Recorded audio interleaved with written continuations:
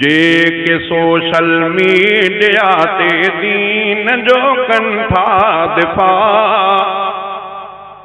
तिन प्यारन दीनदारन खे धणी रखो खुश सदा। तिन प्यारन दीनदारन खे धणी खुश रखो सदा।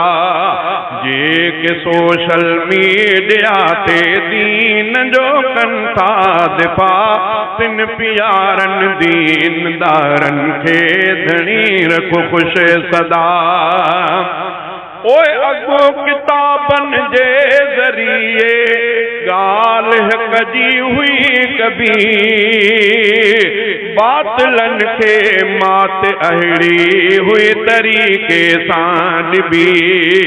पर अॼोको दौर सोशल मीडिया जो आदा, तिन प्यारन दीनदारन खे धणी रखो खुश सदा।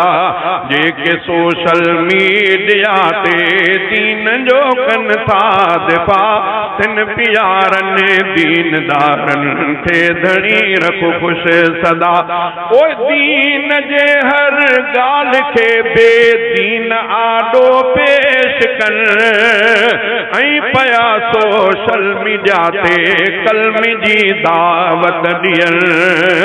जिन रखो मक़सद इहो राज़ी रहे रब्बुल उला, तिन प्यारन दीनदारन खे धणी खुश रखो सदा। तिन प्यारन दीनदारन खे धणी रखो खुश सदा।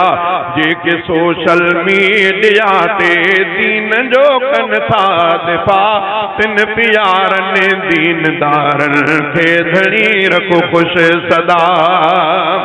ओए मुस्तफा महबूब आहे आखिरी रब जो नबी, रब हबीबन जे मथां आहे नुबूवत बंद कई। कूड़ कूड़े कादियानीअ जो करन था वार